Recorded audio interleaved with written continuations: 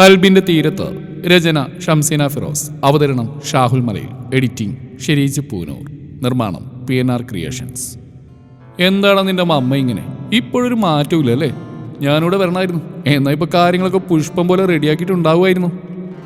എന്നാ അമ്മയുടെ കൈക്ക് പണി കൂടിയാണ്. ഏയ്, don't underestimate the power of A common boy. നിനക്കെന്നെ ശരിക്കും അറിയാഞ്ഞിട്ടാ. എടാ, നീ കരുതുന്ന പോലെ നല്ല ഞാനൊരു സംഭവ. ഈ അടിച്ചു പിരിഞ്ഞ് 4 ഭാഗത്തായി താമസിക്കുന്ന കുടുംബക്കാരൊക്കെ യോജിപ്പിക്കാൻ എനിക്ക് നല്ല കഴിവാ. അക്കാര്യത്തിൽ ഞാൻ മാസ്റ്റർ ഡിഗ്രിയാണെന്ന് എൻ്റെ അപ്പം പറയാറ്. അതിന് കാരണമുണ്ട്. അപ്പച്ചൻ്റെ ഒടുക്കത്തെ പീശിക്കാരനെ കുടുംബത്തിൽ എപ്പോഴും കലവിലയാണെന്ന്. ഞാനിടപെട്ടാ എല്ലാം ശരിയാക്കുന്നു. ഇപ്പൊ മനസ്സിലായോ നിനക്കെന്നെ? എബി വലിയ സംഭവം പോലെ പറഞ്ഞ് കോളർ പൊക്കി കാണിച്ചു. അതിന് നിന്റെ കുടുംബത്തിൽ എൻ്റെ അമ്മയെ പോലെ ഒരു ഐറ്റം ഉണ്ടോ? ഇല്ലല്ലോ. എടാ, ഇത് ടൈപ്പ് വേറെയാ. എന്നെക്കാൾ വലിയ തെമ്മാടിയായിരുന്നു എൻ്റെ ഡാഡ്. ആ ഡാഡിക്ക് പോലും മമ്മിയെ മരിക്കാൻ കഴിഞ്ഞിട്ടില്ല. പിന്നെയാണ് എനിക്ക്. നീ എന്ന പ്രൊഡക്റ്റിന്റെ പ്രൊഡ്യൂസർ അല്ലേ? അതുകൊണ്ട് ഇനി ഒന്നും പറഞ്ഞിട്ട് കാര്യമില്ല. ഇങ്ങനെയൊക്കെ സംഭവിച്ചില്ല എനിക്കൊരു അത്ഭുതം തോന്നുന്നില്ല. എബി നെടുവീർപ്പെട്ടു. പോടാ, എന്നോട് മുഖം തിരിച്ചിട്ട് ജയിക്കാന്ന് വിചാരിക്കണം നീ. അതുകൊണ്ടൊന്നും പ്രയോജനമില്ല മോനെ. അതൊക്കെ പോട്ടെ. നീ ഇനിയുള്ള കാര്യങ്ങൾ പറ. എപ്പോഴാണ് നമ്മുടെ മേയറിനെയും കൂടി അമ്മയെ വിളിക്കാൻ പോകുന്നത്? അതിന് നിന്നോടാര് പറഞ്ഞു ഞാൻ ഡാഡിയും കൂടി പോകുന്നു? ആരും പറഞ്ഞില്ല. പക്ഷെ നിന്നെ എനിക്ക് അറിയുന്നല്ലേ. നിന്റെ ഡാഡിയുടെ ആഗ്രഹങ്ങൾക്ക് നീ പണ്ടേ സാധിച്ചു കൊടുക്കാറുണ്ട്. പിന്നെ ലൈല, അവിടെ അങ്ങനെ തന്നെയാണ്. അവൾ പറയാതെ തന്നെ നീ അവൾ അറിയാറുണ്ട്. രണ്ടുപേരുടെ ആഗ്രഹം അറിഞ്ഞിട്ടും അതറിഞ്ഞില്ലെന്ന് അടിക്കാനും അവരുടെ സന്തോഷം ഇല്ലാതാക്കാനും നിനക്ക് കഴിയില്ല. അവർക്ക് വേണ്ടി നീ നിന്റെ വാശി മാറ്റിവെക്കും. അതെനിക്ക് ഉറപ്പാ താജ്. എബി പുഞ്ചിരിയോടെ പറഞ്ഞു. താജ് ഒന്നും മിണ്ടാതെ നിന്നു. എന്തിനാ നീ ഇങ്ങനെ മൂഡൗട്ടാന്ന്? മമ്മക്ക് മുന്നിൽ ഡാഡ് തോറ്റുവെന്ന് ഓർത്തിട്ടാണോ? എടാ, ഒന്ന് തോറ്റുപോയാലും വേണ്ടില്ല. നിന്റെ മമ്മി ഇനി അങ്ങോട്ടുള്ള കാലം തൻ്റെ അരികിൽ വേണമെന്നാ ഉപ്പ ആഗ്രഹിക്കുന്നത്. ഉപ്പാക്ക് ബാംഗ്ലൂർക്ക് പോകുന്നല്ലോ മമ്മയെ കൂട്ടിക്കൊണ്ടുവരുന്നല്ലോ ഒരു കുഴപ്പം എതിർപ്പൊന്നുമില്ല. പിന്നെ നിനക്കെന്താടാ? നിന്റെ ഉപ്പാക്ക് വേണ്ടി ജീവിക്കുന്നവനല്ലേ നീ? ഉപ്പാൻ്റെ ആഗ്രഹം നടത്തി കൊടുക്ക്. ഒപ്പം നിന്റെ പെണ്ണിൻ്റെയും. സാധാരണ ഭാര്യമാരെ പോലെ അത് വേണം ഇത് വേണമെന്നൊന്നും പറഞ്ഞ അവൾ നിന്നോട് വാശി പിടിച്ചിട്ടില്ല. ഇതിപ്പോൾ ഇങ്ങനൊരു കാര്യം ഒന്ന് ചിന്തിക്കൂടി ചെയ്യാതെ സാധിച്ചു കൊടുക്കാൻ നീ വേണ്ടത്. കാരണം അവൾ സ്വാർത്ഥമായ ഒരു കാര്യമില്ലടാ നിന്നോട് ആവശ്യപ്പെട്ടത്. നിന്റെ ഉമ്മാനെ തിരികെ കൊണ്ടുവരണമെന്നാ. എന്താ അതിൻ്റെ അർത്ഥം? അവൾക്ക് വേണ്ട നിന്നെ മാത്രമല്ല, നിന്റെ കുടുംബത്തെയും കൂടിയാ. അവരുടെ സന്തോഷ. എല്ലാവരും ഒത്തൊരുമിച്ചുള്ള ഒരു ജീവിതമാണ് അവൾ മോഹിക്കുന്നത്. അത് മാത്രമോ? റമിക്ക് അവൾ വാക്കുകൊടുത്തല്ലേടാ. അത് പാലിക്കാൻ കഴിയാതെ വരുമെന്നുള്ള സങ്കടവും വേദനയ്ക്ക് അവളെ പിടികൂടടാ. അതുകൊണ്ട് ഇക്കാര്യത്തിൽ നീ നിന്റെ വാശി മാറ്റിവെക്കണം. എന്തൊക്കെ പറഞ്ഞാലും നിന്റെ മനസ്സിൽ നിന്റെ ഉമ്മാക്ക് വലിയ സ്ഥാനം തന്നെ ഉണ്ടെന്ന് എനിക്കറിയാം. പക്ഷെ നിന്റെ വാശി അത് സമ്മതിച്ചിരുന്നില്ല. ഉള്ളിലെ സ്നേഹം പ്രകടിപ്പിക്കാൻ നിന്റെ വാശി നിന്നെ അനുവദിക്കുന്നില്ല. പിന്നെ ലൈല പറഞ്ഞൊക്കെ നീ എന്നോട് പറഞ്ഞല്ലോ. അതൊക്കെ നല്ലപോലെ ഓർത്തു വെച്ച് വേണം നീ തീരുമാനം എടുക്കാൻ. ഇല്ലയിൽ കൈ കിട്ടിയത് വായിലേക്ക് എത്തിയില്ലെന്ന അവസ്ഥയാവും നിന്റേത്. അവളെ പറഞ്ഞതാ. പിന്നെ നിന്റെ അരികിലേക്ക് പോലും നോക്കേണ്ട നീ അവളെ. എബി നല്ലപോലെ അവനെ പറഞ്ഞു മനസ്സിലാക്കാൻ ശ്രമിച്ചു. ഒടുക്കൽ ലൈലയുടെ കാര്യം പറഞ്ഞിട്ടൊരു കിണിയും. താജിന് അത്രയും മതിയായിരുന്നു. വന്ന ദേഷ്യം മുഴുവനും എബിയുടെ കാലിനിട്ട് ആഞ്ഞൊരു ചവിട്ടി തീർത്തു. വരുന്നില്ലെന്നോ? അതെന്താ? അമ്മയ്ക്ക് ഇഷ്ടപ്പെടുന്ന എഴുതിയാണോ? ഏയ്, അങ്ങനെയൊന്നല്ല അമ്മ. ഉപ്പയും നീയും പോയാൽ മതി. അതാ അതിൻ്റെ ഒരു ശരി. തൽക്കാലം നീ എന്നെ ശരിയും തെറ്റൊന്നും പഠിപ്പിക്കാൻ നിൽക്കണ്ട. നീയും വരണം. വന്നേ പറ്റൂ. വാശി പിടിക്കലേ അമ്മ. എനിക്ക് ഡേറ്റായി. തലർക്കും നടുവേദനയ്ക്ക് രാവിലെ തുടങ്ങി. ട്രാവൽ ചെയ്യാൻ വയ്യ. അവിടെ എത്തുമ്പോൾ ഛർദ്ദിച്ചൊരു വിധാവും. പിന്നെ നിനക്കെന്നെ താങ്ങാനും നേരം കാണുള്ളൂ. അതുകൊണ്ടാ. അവൾ ഷെൽഫിൽ നിന്ന് അവൻ്റെ ഷർട്ട് എടുത്ത് അയൺ ചെയ്യാൻ ഒരുങ്ങി. അവൻ അപ്പോൾ തന്നെ അവിടെ ഇടുപ്പിൽ പിടിച്ച് വലിച്ച് തന്നോട് അടുപ്പിച്ചു. വേണ്ട, നോണ പറയണ്ട. എനിക്കറിയാം നിന്നെ. മമ്മയ്ക്ക് ഇഷ്ടപ്പെടുമെന്ന് കരുതിയിട്ട് തന്നെയാ നീ. അല്ല, വയ്യാഞ്ഞിട്ടാ. സത്യം. ഒന്ന് വിശ്വസിക്ക്. നീ വിട്ടേ. നടുവേദനിച്ചിട്ട് വയ്യ. അവൾ അവൻ്റെ കൈയെടുത്ത് മാറ്റാൻ നോക്കി. പക്ഷെ അവൻ വിട്ടില്ല. കൂടുതൽ അമർത്തി പിടിച്ച് ഒന്നുകൂടെ തന്നിലേക്ക് അടുപ്പിക്കുകയാണ് ചെയ്ത്. എന്നതിൻ്റെ തലയിൽ തൊട്ട് സത്യം ചെയ്യേ. അവൻ അവിടെ കൈയെടുത്ത് എൻ്റെ തലയിൽ വെച്ച്. അവളത് പ്രതീക്ഷിച്ചിരുന്നില്ല. മുഖത്ത് പതർച്ച് നിറഞ്ഞു. ഉടനെ കൈ പിൻവലിക്കാൻ നോക്കി. പക്ഷേ അവൻ അനുവദിച്ചില്ല. പറഞ്ഞ സത്യമാണെങ്കിൽ സത്യം ചെയ്യേ. റബ്ബേ, ചെറുക്കൻ, നീ എന്താ അവൻ കൊച്ചുകുട്ടികളെ പോലെ സത്യമൊന്നും ചെയ്യില്ല. പറഞ്ഞ സത്യ. വിശ്വസിക്കാൻ പറ്റുവാണെങ്കിൽ വിശ്വസിക്ക്. അവൾ കൈ വലിച്ചെടുത്ത്. എന്നാൽ ശരി, വിശ്വാസാ. പക്ഷേ മമ്മയുടെ ആ പെരുമാറ്റാടിയൊക്കെ നിന്നെ ഒരുപാട് വേദനിപ്പിച്ചിട്ടുണ്ടെന്ന് എനിക്കറിയാനില്ല. വയ്യാത്തല്ലെങ്കിലും നീ ഇപ്പോൾ എനിക്കും ഡാഡിക്കൊപ്പം വരില്ലായിരുന്നു. നീ ഇതെന്തൊക്കെയായി പറയുന്നേ? അത് നല്ലത് ഞാൻ പറഞ്ഞില്ലേ. നീ ഉപ്പാനെയും കൂടി പോകാൻ സമ്മതിച്ചല്ലോ. അതിനെ ധാരാളം എനിക്ക്. അപ്പം തന്നെ മനസ്സ് ഇറഞ്ഞതാ. ഒന്ന് അങ്ങോട്ട് മാറി നിൽക്കടാ.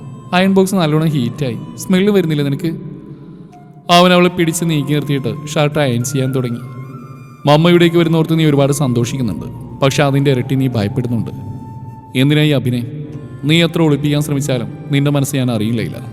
നിന്റെ ഈ മുഖം പറഞ്ഞു തരും എനിക്ക് നിന്റെ ഉള്ളം. ഞാൻ എന്തിനാ ഭയക്കുന്നത്? ഉമ്മ എന്നോട് ദേഷ്യപ്പെടുന്ന കരുതിയിട്ടോ? എന്നെ അടിക്കുന്നു കരുതിയിട്ടോ? എന്നാ കേട്ടോ, അതൊന്നും എനിക്ക് പുതിയ സംഭവങ്ങളല്ല. ഇതിനു മുമ്പ് എത്രയോ കിട്ടിയിട്ടുണ്ട്.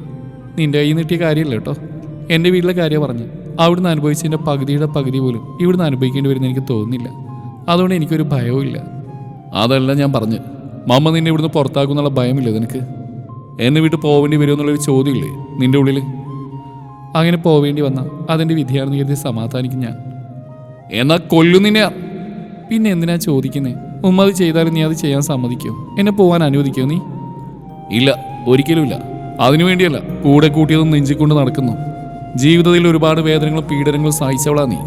നീ അധികമൊന്നും പറഞ്ഞിട്ടില്ല, പക്ഷെ മുന്നെല്ലാം പറഞ്ഞിട്ടുണ്ട് എന്നോട്. നിന്നോളം സഹിച്ച ഒരു പെണ്ണ് ഈ ലോകത്ത് വേറെ ഉണ്ടാവില്ല.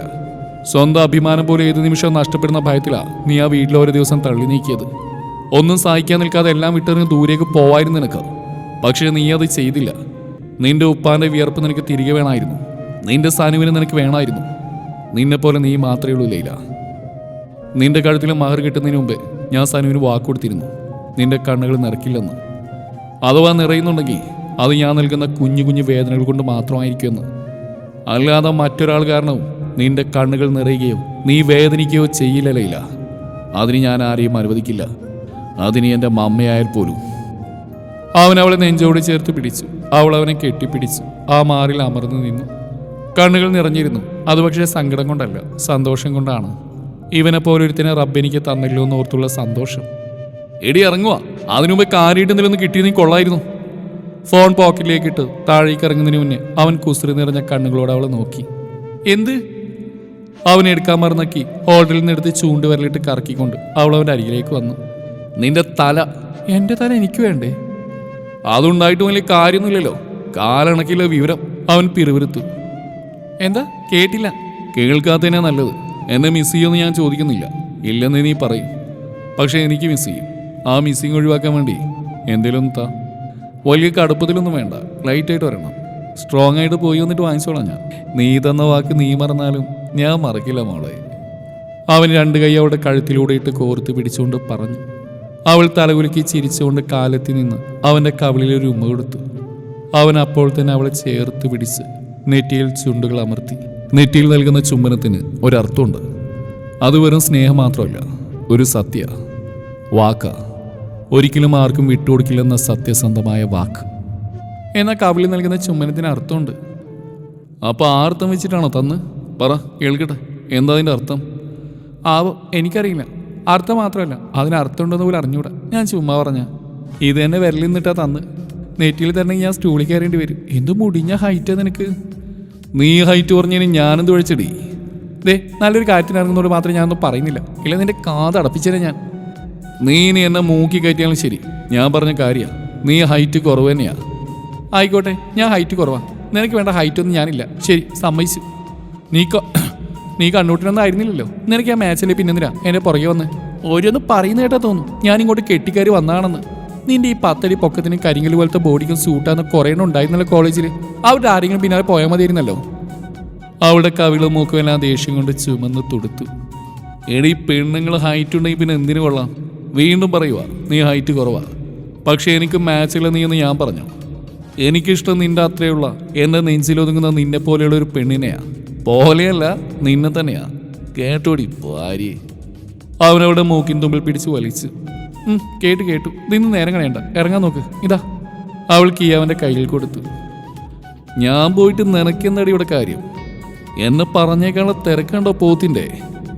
എനിക്കുണ്ട്. ഒരാനമുട്ട പുഴുങ്ങാൻ. ഒന്ന് പോടാ അവിടുന്ന്. തിരക്ക് എനിക്കല്ല, ഉപ്പാക്ക. അതും ബാംഗ്ലൂർക്ക് എത്താൻ. രാവിലെ എഴുന്നേറ്റ് കുളിച്ച് റെഡിയായി നിൽക്കുക ആള്. അവിടെ ഹാളിൽ നിന്നെയും കാത്ത് അങ്ങോട്ടും ഇങ്ങോട്ടും നടക്കുന്നുണ്ട്. 10-18 വർഷങ്ങൾക്ക് ശേഷം തൻ്റെ പ്രിയ സഖിയെ കാണാൻ പോവില്ലേ? തിരക്ക് കാണാൻ നിൽക്കുമോ? അവൾ കുറുമ്പോടെ ചിരിച്ചു. എടി, കളിയാക്കി നീ എൻ്റെ ഡാഡിയെയും കളിയാക്കാൻ തുടങ്ങിയോ? ഓ, നിന്റെ ഡാഡി എൻ്റെ ആരും അല്ലല്ലോ. നീ ഒന്ന് കണ്ണുവിട്ടാ പോവാൻ നോക്കടാ. അവൾ അവനെ ഉന്തിത്തള്ളി താഴേക്ക് ഇറക്കി. മോളെ, പോയിട്ട് വരാം. പൗലൂസ് ഉണ്ട്.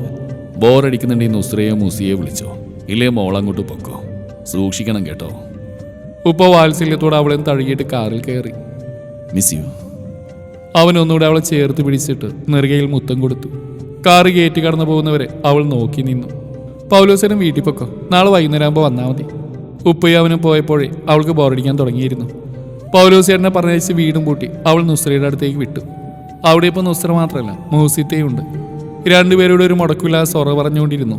എന്നിട്ടൊരു സുഖം തോന്നിയില്ല അവൾക്ക്. സത്യം പറഞ്ഞാൽ താജിന് വല്ലാണ്ട് മിസ് ചെയ്യുന്നുണ്ടായിരുന്നു. അതിവിടെ തുറന്നു പറയാൻ പറ്റില്ല. പറഞ്ഞാൽ പിന്നെ നുസ്രയുടെ വാരലിന് കൈയും കെട്ടി ഇരുന്നു കൊടുക്കേണ്ടി വരും. കളിയാക്കുന്ന കാര്യത്തിൽ മൂസിത്തെ ഒട്ടും കുറവല്ല. നുസ്രയെ തോൽപ്പിക്കും. എന്തുകൊണ്ട് നുസ്രയ്ക്ക് പറ്റിയ കൂട്ടിനെ തന്നെയാണ് നുസ്രയ്ക്ക് ഇട്ടിരിക്കുന്നത്. ഒന്ന് ഫോൺ തൊടാൻ കൂടെ വയ്യ. അപ്പം തുടങ്ങും രണ്ട് ഭാഗത്തു നിന്നുള്ള അർത്ഥം വെച്ച് മൂളാനും ചിരിക്കാനും. എങ്ങനെയൊക്കെയോ സൈസ് പിടിച്ച് ഉന്തിത്തള്ളി നേരെ രാത്രിയാക്കി. ഭക്ഷണം കഴിച്ച് കൈ കഴുകാനുള്ള നിക്കപ്പുറതി പോലും ഉണ്ടായില്ല. നല്ലവണ്ണം ഉറക്കം വരുന്നുണ്ടെന്നൊരു കള്ളവും തട്ടിവിട്ട് നേരെ നുസ്രയുടെ റൂമിലേക്ക് ഓടി. ആ അണ്ണാച്ചി കുരുപ്പ് കീസിൽ പാത്രം കഴുകുന്ന തിരക്കിലാണ്. അവൾ വരുമ്പോഴേക്കും ഫോൺ വിളിക്കലും സംസാരിക്കലും വെക്കലും കണ്ണടക്കലും ഒക്കെ കഴിയണം. ഇല്ലെങ്കിൽ കളിയാക്കിയിട്ട് ഉറങ്ങാൻ പോലും സമ്മതിക്കില്ല. ആകെ ക്ഷമ നഷ്ടപ്പെട്ട പോലെയായിരുന്നു ലൈലയുടെ കാര്യം. അവനെ കാണാതെയോ കേൾക്കാതെയോ ഒരു നിമിഷം പോലും പറ്റില്ലായിരുന്നു അവൾക്ക്. ശരിക്കു പറഞ്ഞാൽ അവനില്ലാത്തൊരു ജീവിതം മരണത്തിന് മാത്രമേ നൽകാൻ കഴിയുന്നുള്ളൊരവസ്ഥ. വേഗം ഫോൺ എടുത്ത് അവൻ്റെ ഫോണിലേക്ക് ഡയൽ ചെയ്തു. എന്തേ വിളിക്കാഞ്ഞേ?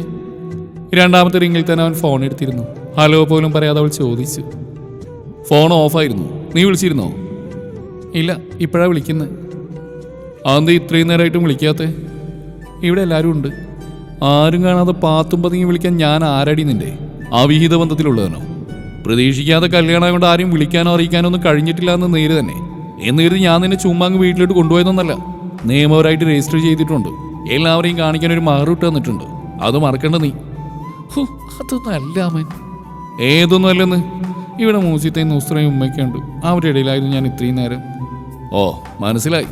നിനക്ക് എന്നെ ഇഷ്ടമാണെന്ന കാര്യം അവർക്കൊന്നും അറിയില്ല അല്ലേ? എനിക്കിഷ്ടമാണെന്ന് ആര് പറഞ്ഞു? ഇഷ്ടമല്ലേ പിന്നെ എന്തിനാടി വിളിച്ച്? അത് പിന്നെ നീ എവിടെയാണെന്ന് ചോദിക്കാൻ. ദേ, ഞാൻ ഇവിടെ ആയിരുന്നു നിന്റെ ഭാഗ്യം. ഇല്ലെങ്കിൽ ഒരൊറ്റ ചവിട്ടി നിന്റെ നാടുപിടിച്ചാൽ ഞാൻ അവിടെ ചുമ്മാണ്ടിരിക്കുന്ന എന്നെ ഉന്തിത്തള്ളി ഇങ്ങോട്ട് വിട്ടും പോരാ. എന്നിട്ടിപ്പം ഞാൻ എവിടെയാണെന്ന് ചോദിക്കാൻ വിളിച്ചാണെന്ന് വെച്ചിട്ട് പോടിച്ചാവുമ്പോ എവിടുന്ന്? ഹോ, എവിടെയായിരുന്നു നിന്റെ കലിപ്പിന് കുറവില്ലല്ലോ. ചൂടാവില്ലേ മോനെ? ഇല്ലടി, കെട്ടിപ്പിടിച്ചൊരു ഉമ്മ തരട്ടെ? പിന്നെന്താ, തന്നെ വാങ്ങിക്കും. താടാ. അവൾ കളിയാക്കി ചിരിച്ചു. ഇപ്പൊ നീ തമാശോ? വന്നിട്ട് കാണിച്ചു തരാം നിനക്ക്. ഞാൻ കിസ് ചെയ്ത നിനക്ക് ചൊറിച്ചില് അല്ലേ? നിന്നെ മൊത്തത്തിൽ ഞാൻ ചൊറിപ്പിച്ച് തരാടി. ഓ ആയിക്കോട്ടെ, ആദ്യം നീ പോയ കാര്യം നോക്ക്. എന്നിട്ട് മതി വന്നതിന് ശേഷമുള്ള കാര്യമൊക്കെ. എന്തായി? എവിടെയപ്പോ? ഉപ്പെന്തിയെ? ഇവിടെ റൂമിലാ. ഡയഡ് കിടന്നു, ക്ഷീണമുണ്ട്. കഴിച്ചോ? ആ, നീയോ? എന്തെടുക്കുവാ? ഓവ്, കഴിച്ചു. എന്തെടുക്കാന്ന് ചോദിച്ചാ ഒരു തെമ്മാടിയോട് സംസാരിച്ചുകൊണ്ടിരിക്കുക. ആഹാ, ഭാര്യന്ന് നല്ല മൂഡിലാണല്ലോ. എന്താ കാര്യം? കാര്യം നിനക്ക് അറിയുന്നതാണല്ലോ.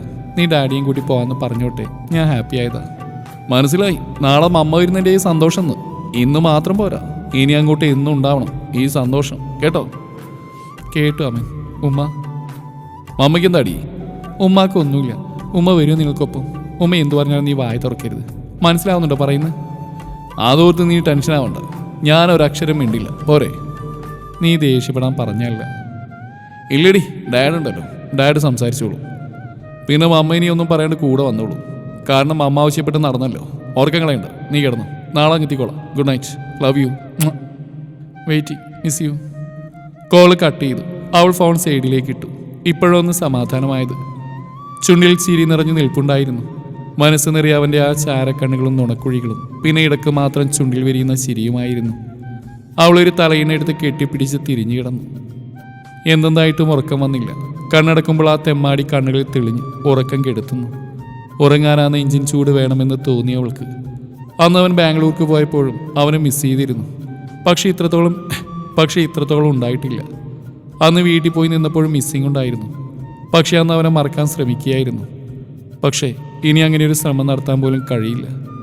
എന്നും അവൻ അരികിൽ തന്നെ വേണം. അവൾ ഫോണെടുത്ത് ഗാലറി ഓപ്പൺ ചെയ്തു. അവൻ്റെ സിംഗിളായിട്ടുള്ളതോ അവൾ മാത്രമായിട്ടുള്ളതായ ഒരു ഫോട്ടോസും ഇല്ല കയ്യിൽ. ആകെയുള്ളത് മൂസിയുടെ കല്യാണത്തിന് പോയപ്പോൾ എടുത്ത എല്ലാവരും ഒന്നിച്ചുള്ള ഫോട്ടോയാണ്. അതിൽ നിന്ന് അവനെ മാത്രം സൂം ചെയ്ത് വെച്ച് അതിൽ ചുണ്ടുകൾ അമർത്തി. അതിലേക്ക് നോക്കിയും എന്തൊക്കെയോ ഓർത്തും ചിരിച്ചുമൊക്കെ എപ്പോഴോ കണ്ണുകൾ അടഞ്ഞുപോയി. മോളെ, വിളിച്ചെണീപ്പിക്കാൻ നിന്റെ കണവനില്ല ഇവിടെ. എനിക്കിടി പോത്തെ, നേരെ നട്ടുച്ചയാവുന്നു. രാവിലെ നുസ്രവൻ തട്ടി വിളിക്കുമ്പോഴാണ് അവൾ ഉറക്കണമായിരുന്നത്. നുസ്രയുടെ കയ്യിൽ കോഫി കണ്ടതും അവൾ വേഗം ക്ലോക്കിലേക്ക് നോക്കി. അപ്പേ, 8 മണിയോ? അലാറം വെക്കാൻ മറന്നുപോയി. എന്തിടി പിശാചി വിളിക്കാത്തേ? ഉമ്മയും മൂസിയത്തേക്ക് എന്ത് വിചാരിച്ചു കാണും? എന്ത് വിചാരിക്കാൻ? ഞാൻ നേരത്തിനും കാലത്തിനും എണീക്കുന്നില്ലെന്നും ഓർക്കപ്രാന്തിയാണെന്നൊക്കെ വിചാരിക്കില്ലേ? അങ്ങനെയൊക്കെ വിചാരിക്കാനും പറയാനും നീ ഇവിടുത്തെ മരുമകളൊന്നല്ല, ഗസ്റ്റ്. അപ്പം നിനക്ക് ഇഷ്ടമുള്ള നേരം വരെ കിടന്നുറങ്ങാം. ഞാൻ രാവിലെ എണീറ്റ് പോകുമ്പോൾ വിളിക്കാൻ ഒരുങ്ങിയതാണ്. പിന്നെ തോന്നി നിസ്കരിക്കാനൊന്നുമില്ലല്ലോ, കുറച്ചു നേരം കൂടി കിടന്നോട്ടെ എന്ന്. പിന്നെ മോളെ ഞാൻ വിചാരിച്ചു താജരികില്ലാത്തോണ്ട് നിനക്ക് ഉറക്കൊന്നും ശരിയാവില്ലെന്ന്. ഇതിപ്പോൾ പോത്തുപോലെ ഉറങ്ങിയല്ലോ. ആളരികിലില്ല എന്താല്ലേ? ഫോട്ടോ ഉണ്ടല്ലോ കയ്യിൽ, ഞാൻ കണ്ടു മോളെ. നീ അവൻ്റെ ഫോട്ടോയിൽ മുഖാമർത്തി കിടക്കുന്നു. അത് മാത്രമല്ല, രാത്രി ഞാൻ വരുമ്പോൾ നീ ഫോണിൽ നല്ല കുറുകലായിരുന്നു. ഡിസ്റ്റർബ് ചെയ്യണമെന്നിട്ട് ഞാൻ നേരെ മുസിത്താനെ മുറിയിലേക്ക് വിട്ടു. അങ്ങനെയുള്ള നിനക്ക് അലാറം വെക്കാനൊക്കെ എവിടുന്നാ ഓർമ്മ? ഫോൺ തപ്പണ്ട, ചാർജിന് വെച്ചിട്ടുണ്ട് കേട്ടോ. നുസ്ര ചിരിച്ച്. എന്നെ ശല്യം ചെയ്യണമെന്ന് കരുതി നേരെ പോയത് മൂസിത്താൻ്റെ അടുത്തേക്ക്. കൊള്ളാം, മൂസിത്താൻ്റെയും നിഹാൽക്കൻ്റെയും സ്വർഗത്തിലെ കട്ടറും പൈനിയല്ലേ? ആണില്ലൂടി നിനക്ക്. ലൈല നുസ്രയെ കഷ്ടം എന്നുള്ള ഭാഗത്തിൽ നോക്കി. അയ്യടി, ഞാൻ നീ ഉദ്ദേശിക്കുന്ന ആ ടൈപ്പൊന്നുമല്ല. ഈ കാക്ക റൂമിലേക്ക് വരുമ്പോൾ തന്നെ ഞാൻ അവിടുന്ന് എണീറ്റ് ഇങ്ങോട്ട് പോകുന്നിരുന്നു. അല്ലാണ്ട് ഞാൻ അവരെ ഡിസ്റ്റർബ് ചെയ്യുന്നൊന്നുമില്ല. പിന്നെ ഒരു കാര്യമുണ്ട്, അവരുടെ ഇടയിലെ കട്ടുറുമ്പായാലും നിങ്ങൾക്കിടയിലെ കട്ടുറുമ്പാകാൻ പാടില്ല. കാരണം അവർ പണ്ടേ സെറ്റായി ലൈഫൊക്കെ തുടങ്ങിക്കഴിഞ്ഞു. സോ എത്ര വലിയ കട്ടുറുമ്പ് വന്നാലും അതൊന്നും ഇനി അവർക്ക് വലിയ കാര്യമൊന്നും ആയിരിക്കില്ല. റൊമാൻസിനൊരു കോട്ടവും വരില്ല. പക്ഷേ നീയും താജ് അങ്ങനെയാണോ? നിങ്ങൾ രണ്ടുപേരും ഒരു കരക്കെത്തിയോ? വല്ലതും തുടങ്ങിയോടി നിങ്ങൾ? ഇല്ലല്ലോ. അപ്പം അതിൻ്റെ ഇടയിലേക്ക് ആരൊന്നും തലയിട്ട് പോലും ശല്യപ്പെടുത്താൻ പാടില്ല. അത് എബിയനോട് പ്രത്യേകം പറഞ്ഞിട്ടുണ്ട്. എബിയോ? എന്ത് പറഞ്ഞിട്ടുണ്ടെന്നാ? അവൾ നെറ്റി വിളിച്ചു. തുടരും ഈ കഥയുടെ ബാക്കി ഭാഗം നാളെ ഇതേ സമയം.